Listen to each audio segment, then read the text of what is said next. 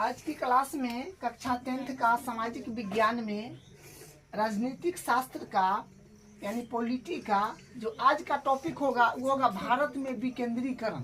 देखिए भारत में विकेंद्रीकरण आज का टॉपिक है। भारत में विकेंद्रीकरण क्या होता है?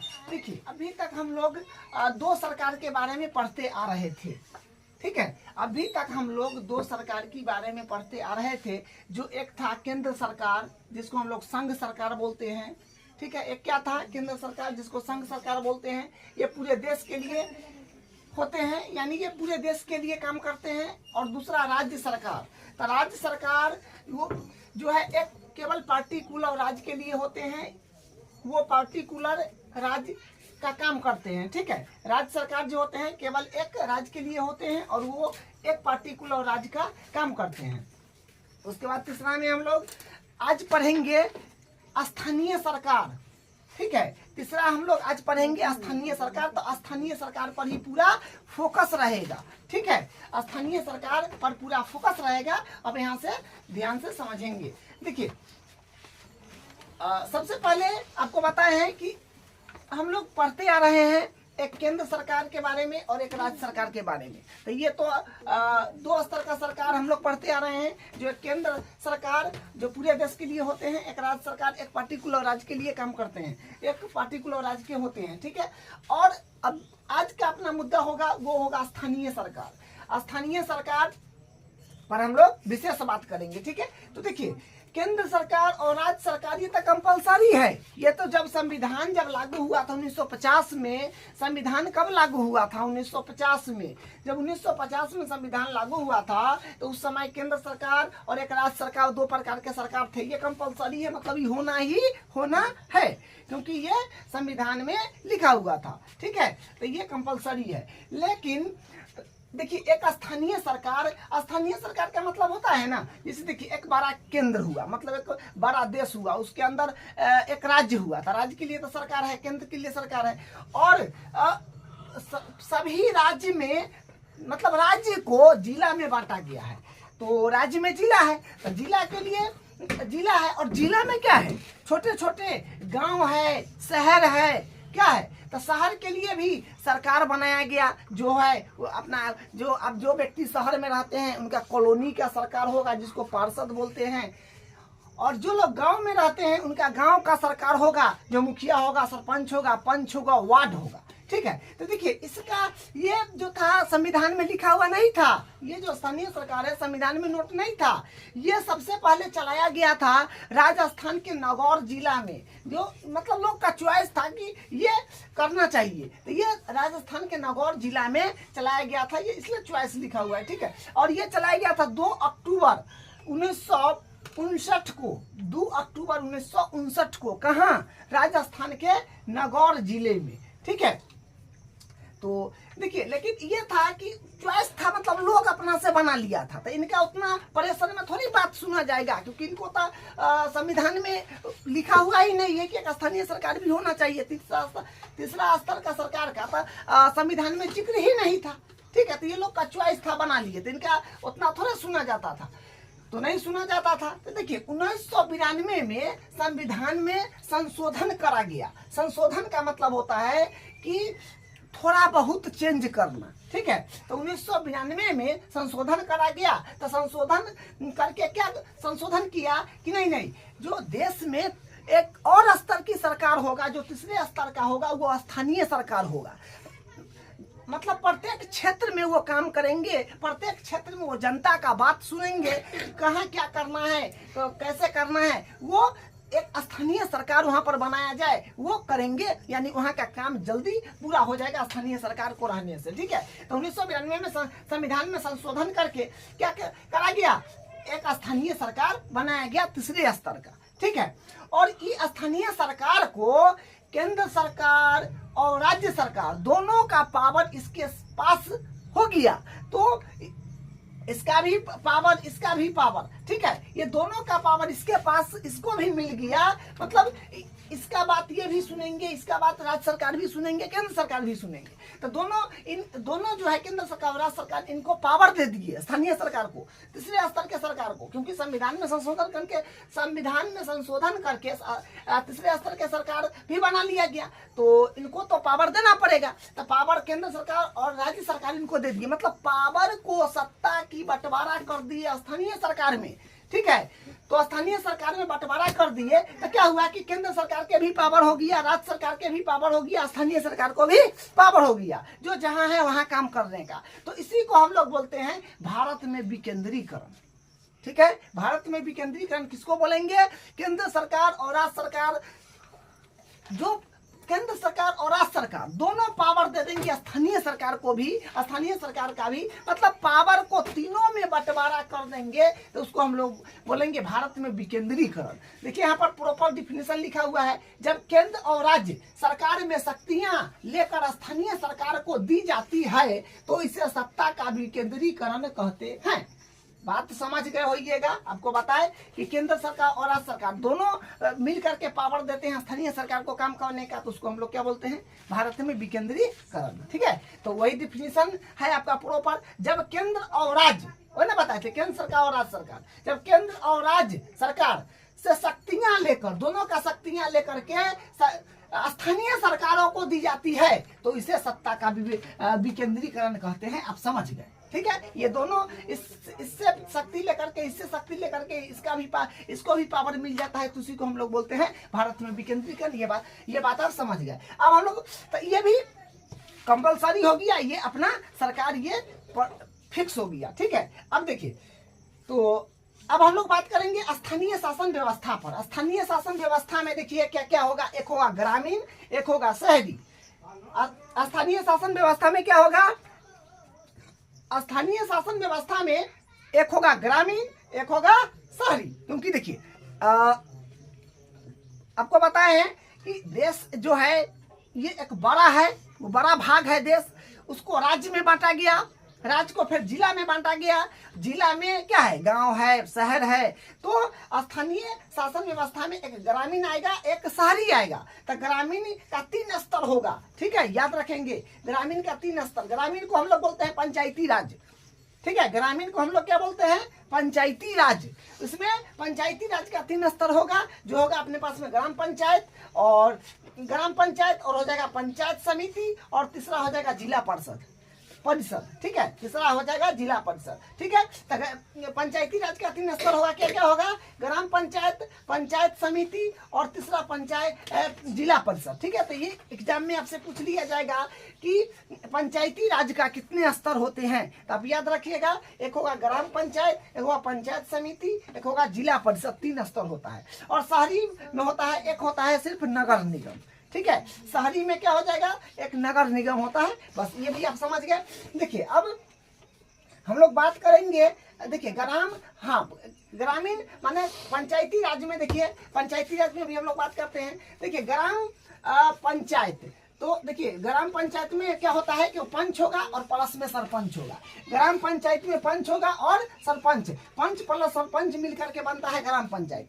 ग्राम का मतलब जानते हैं कि गांव हो गया, ग्राम का मतलब गांव हो गया, और पंचायत का मतलब होता है निर्णय करने वाला। इसमें तो है गांव घर में होता है पंचायती करने वाला, जो उसके पास निर्णय होता है। वो लोग बताते हैं कि कोई अगर 2 व्यक्ति में झगड़ा लड़ाई हो गया है तो वो क्या करता है? पंचायती करवाता है। ठीक है, तो वो उनके पास निर्णय लेने का जो है ताकत होता है, वो निर्णय लेते हैं। ठीक है, वही।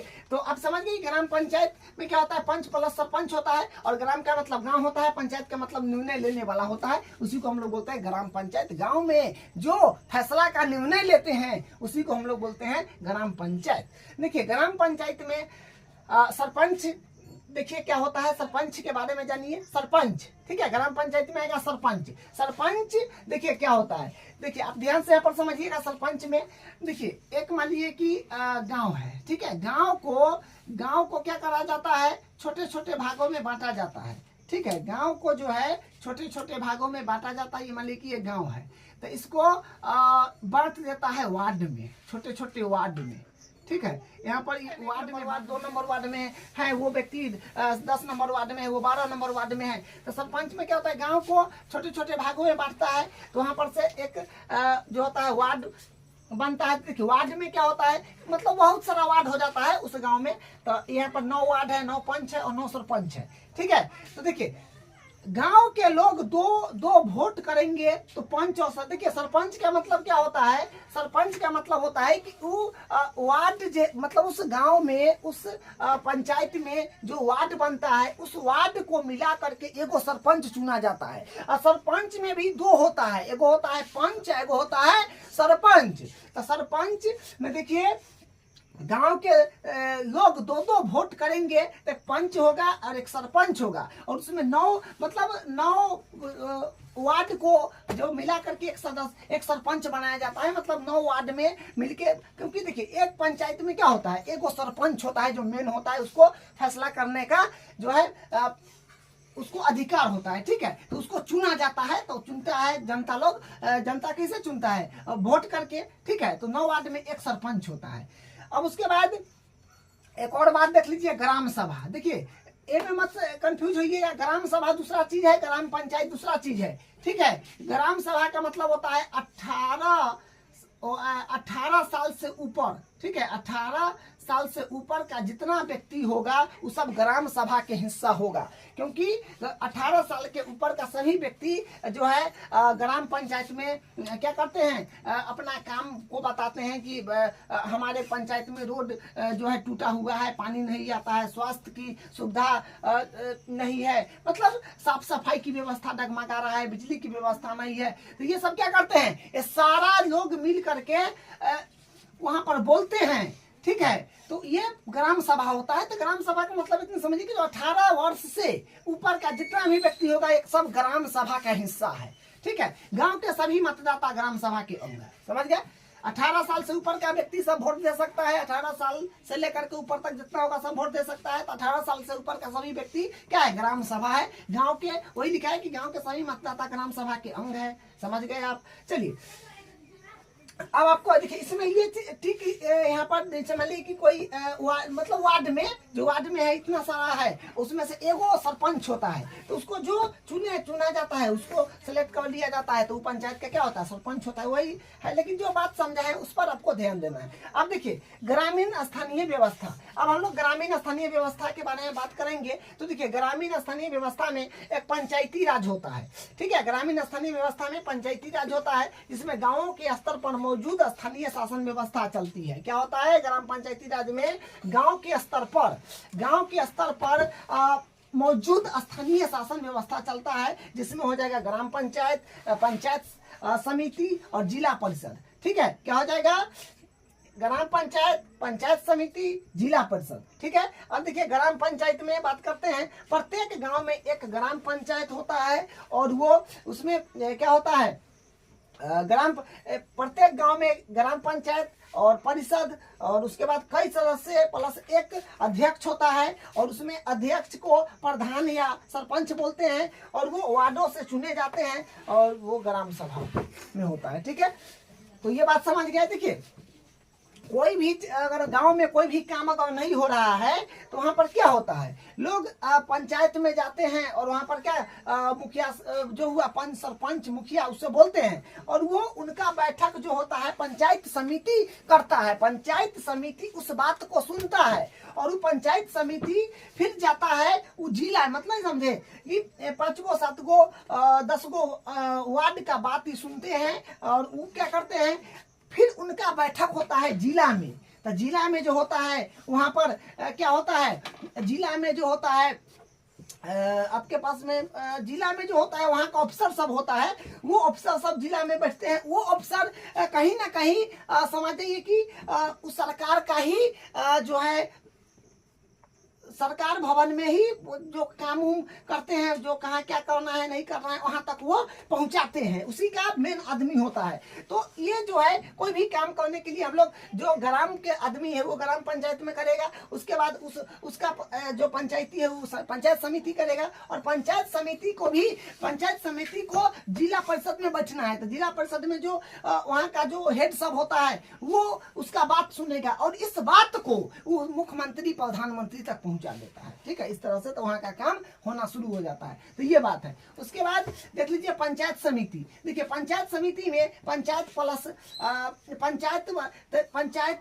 समिति बनता है। ठीक है, जिसमें हो जाएगा अपने पास कई ग्राम पंचायतों को मिलाकर बनता है। ठीक है, पंचायत समिति जो है ना, कई ग्राम, कम से कम 8 गो 10 गो ग्राम पंचायत को मिला करके जो है एक पंचायत समिति बनता है। ठीक है, तो वही है कि ग्राम पंचायतों को मिला करके, कई ग्राम पंचायत को मिला करके एक पंचायत समिति बनता है। इसमें देखिए मंडल का प्रखंड स्तरीय पंचायत होता है, सदस्यों के चुनाव उस इलाकों के सभी पंचायत सदस्य करते हैं। मतलब वहाँ जो है सदस्यों के चुनाव उस इलाकों के सभी पंचायत सदस्य करता है। और जिला परिषद व्यवस्था, तो देखिए जिला परिषद व्यवस्था में किसी जिले के सभी पंचायत समिति को मिलाकर, देखिए जिला परिषद जो होता है ना, कोई भी जिला का सभी पंचायत समिति को मिला करके जिला परिषद जो है वो बनाया जाता है। ठीक है, अधिकांश सदस्य का चुनाव, मतलब उसमें से जो सदस्य होता है, अधिकांश सभी सदस्य, जो अधिकांश सदस्य है उसका चुनाव होता है, जनता चुनता है वोट के द्वारा।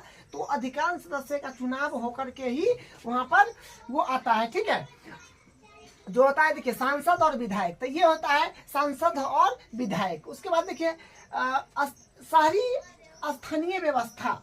शहरी स्थानीय व्यवस्था में देखिए ये जनसंख्या के हिसाब पर शहर में बात किया गया। जैसे हम लोग गांव में देखिए पंच, सरपंच, वार्ड, मुखिया, ये सब गांव में होता है। ठीक है, लेकिन शहरी स्थानीय व्यवस्था में उसी प्रकार से छोटे छोटे भागों में बटा हुआ है जनसंख्या के हिसाब से। देखिए जहाँ पर कम जनसंख्या है शहर में, उसको क्या बोलेंगे, नगर पालिका है ना। शहरों में नगर पालिका होती है जहाँ छोटे छोटे जनसंख्या होता है वहाँ पर। ठीक है, जहाँ पर विशाल जनसंख्या है, बड़ा बहुत ज्यादा आबादी है, बहुत आदमी है, वहाँ पर जनसंख्या ज्यादा है, तो वहाँ पर बड़े शहरों में नगर निगम की व्यवस्था होती है। जो बड़े जनसंख्या वाला शहर है वहाँ पर जनसंख्या ज्यादा है, तो उसको क्या बोलते हैं, बड़े शहर में बोलते हैं हम लोग नगर निगम की व्यवस्था। ठीक है, जहाँ पर बहुत जनसंख्या है वो हो जाएगा नगर निगम। ठीक है, और ये सब निर्वाचित प्रतिनिधि है, मतलब निर्वाचित का मतलब होता है कि वोट दे करके वो सब बनाया जाता है। वो अपने से नहीं खड़ा किया जाता है कि ये है तो वो है, ये सब वोट के माध्यम से होता है। अब देखिए जितना चीज पढ़े, इस सब का उद्देश्य क्या है।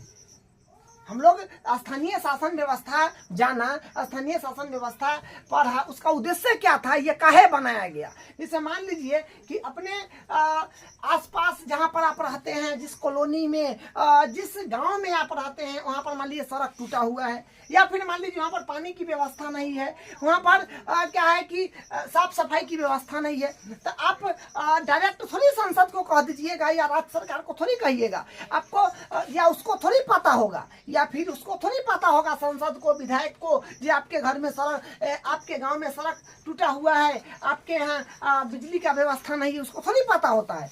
तो देखिए क्या है कि स्थानीय शासन व्यवस्था में कि जिस क्षेत्र में आप रहते हैं वहीं पर, जब अगर गांव में रहते हैं तो पंच सरपंच बनाया गया है, अगर आप शहर में रहते हैं उस कॉलोनी का पार्षद बनाया गया है, उसको हम लोग बोलते हैं कि भाई ये यहाँ पर जो है पानी नहीं आ रहा है, यहाँ पर सड़क डैमेज है, टूटा हुआ है, दिक्कत हो रहा है, इसको ठीक करवाया जाए। तो वो सुनता है, तो वो उसको अपना जो है बड़े सांसद विधायक उसको फोन करता है, सर हाँ यहाँ पर ये व्यवस्था करना है, तो वो अपना और जो है लोग को फोन करता है, वो अपना मंत्री को और वहां से काम को निपटारा कराता है। ठीक है, तो वो ज्यादा जो है परेशानी नहीं होता। इसलिए स्थानीय शासन व्यवस्था का बड़ा उद्देश्य जो बड़े बड़े है ना अनेकों मुद्दे और समस्याओं का निपटास स्थानीय स्तर पर होता है, मतलब स्थानीय ही स्तर पर हो जाता है। तो उतना दौड़ बढ़ा की क्या जरूरी है जो वो मंत्री को कहिए, वो मंत्री को कहिए, अपना क्षेत्र में ही जहाँ रहते हैं वहीं पर उसका निपटारा हो जाता है। दूसरा देखिए लोगों को फैसले में सीधे भागीदारी बनना। देखिए ये एक महत्वपूर्ण बात है